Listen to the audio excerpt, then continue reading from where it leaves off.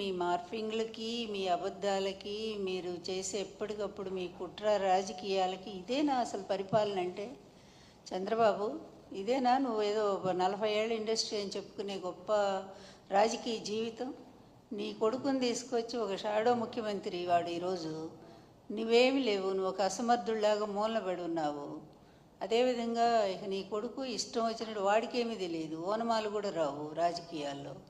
అందువల్ల తనకు తెలిసింది ఏంటంటే, నేను భయపెట్టేస్తే, అది కూడా భయం ఈయన పెట్టడం కాదు, ఆ పోలీసుల అధికారం అండగా చూసుకొని పోలీసుల చేతిలో పెట్టుకొని ఇష్టం వచ్చినట్టుగా ప్రతిపక్షం నేతలు ఎవరు మాట్లాడి మీ పరిపాలన బాగాలేదంటే తీసుకుపోవటం.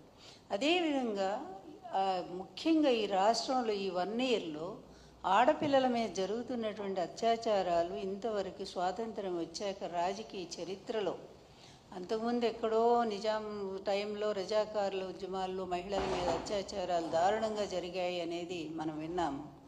బ్రిటిష్ హయాంలో అలాగే జరిగినాయి. ఎందుకంటే పోరాట వీరుల్ని వాళ్ళు ఆ విధంగానే ఆడవాళ్ళని చేర్చేవాళ్ళు. కానీ ఈరోజు ఇది ఒక ప్రజాస్వామ్య దేశం, ప్రజాస్వామ్య పరిపాలన అనుకొని మీరు అనుకుంటున్నారు, మేమైతే అనుకోవట్లేదు. ఈవీఎంల సాయంతో వచ్చినటువంటి దరిద్ర పరిపాలన మీది ప్రభుత్వం ఇది. ఈ ప్రభుత్వంలో మీరు చేస్తుంది ఏంటంటే ఇదిగో ఇట్లాంటి అనాచారాలు. మీ పార్టీ వాళ్ళు ఏదో పని చేసినా సరే వాళ్ళకి ఏ విధమైన శిక్షలు లేవు. వాళ్ళు మహిళల్ని భయంకరంగా మరి మీ సోషల్ మీడియాలో ఇష్టం వచ్చినట్టు వాళ్ళ వ్యక్తిత్వ హననాన్ని చేస్తుంటే దానికి ఏ విధమైన శిక్షలు లేవు. కానీ సాక్షి మీడియాలో ఒక అనలిస్టు ఒక విషయాన్ని చెప్తూ దాన్ని మాట్లాడితే దాన్ని తీసుకెళ్ళి కొమ్మినేని గారికి అంటగట్టి అప్పటికప్పుడు ఆయన మీద కేసు పెట్టి తీసుకెళ్ళి, ఇదా మీ పరిపాలన? ఇది సుపరిపాలన అంటారా? మీరు నిజంగా నిజాయితీగా ఒప్పుకోండి, ఒక్క పాయింట్ అన్న నిజాయితీగా ఒప్పుకోండి అయ్యా మీ తండ్రి కొడుకులు. ఇక ఆ 3 ఆయన గురించి ఎందుకు మాట్లాడాలా? ఆ 3 ఆయన ఒక వేస్ట్ ఫెలో అనేది అర్థమైపోయింది. ఎందుకంటే ఆయన అందుకే సనాతన వేషం వేసుకొని రాష్ట్రాలన్నీ తిరుగుతున్నట్టున్నాడు ఇక్కడేం చేయలేక.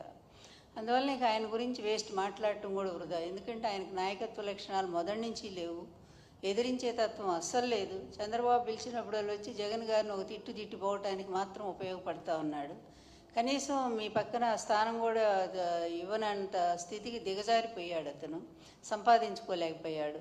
అందువల్ల నీకు అతని గురించి ఎక్కువ మాట్లాడకూడదు. కానీ మీ ఇద్దరు కలిసి ఈరోజు రాష్ట్రాన్ని ఏ విధంగా చేస్తున్నారో ఒక్కసారి ఆలోచించండి. మీరు ఆలోచించట్ల, ప్రజలు ఆలోచిస్తున్నారు, ప్రతి క్షణం ఆలోచిస్తున్నారు. ఎందుకంటే శ్రీశ్రీ గారు అన్నట్టు మదమెక్కిన తురంగాలు అన్నట్టుగా మదం పట్టినటువంటి గుర్రాలు లేకపోతే ఏనుగులు ఇవన్నీ కూడా ఇష్టం వచ్చినట్టుగా ప్రవర్తిస్తూ ఉంటాయి. వాటికి ఉచ్చము నీచము జ్ఞానము ఏమీ తెలియదు. అవి ఎక్కడ పడితే అక్కడ ఎట్లా పడితే అట్లా పరిగెడతాయి, అన్నిటిని నాశనం చేస్తాయి. ఈరోజు రాష్ట్రాన్ని నిజంగా గుడ్ గవర్నెన్స్ అంటే జగన్ గారి టైంలో ఒక పద్ధతిగా జరిగింది. కానీ మీరు ఏ ఒక్క పాయింట్ అయినా కంపారిజన్ చేయటానికి మీరెవరు రారు. ఎందుకంటే మీ పచ్చ మీడియా బాకాల్లో ఊదుతూనే ఉంటాయి మిమ్మల్ని. నిన్ను లోకేష్ని ఇద్దరిని కూడా అక్కడ కూర్చోబెట్టి ప్రైమ్ మినిస్టర్ని కలిస్తే దానికి మొత్తం పేజీలన్నీ కూడా ఈనాడు ఏబిఎన్ పెట్టేస్తారు. ఏంటి ప్రైమ్ మినిస్టర్ మీ మిత్రపక్షం కదా, మీ కూటమి కదా, ఒకళ్ళ మీద ఒకళ్ళు ఈరోజు డిపెండ్ అయ్యలేరా? అది కూడా కలిస్తే దానికి ఒక పెద్ద అది వీరత్వమా శౌరత్వమా? ఆయన వల్ల ఇదిగో ఇన్ని వేల కోట్లు ఈ రాష్ట్రానికి మరి వస్తూ ఉన్నాయి, పరిశ్రమలు వచ్చినాయి, ప్రైమ్ మినిస్టర్ గారు యాక్సెప్ట్ చేశారు.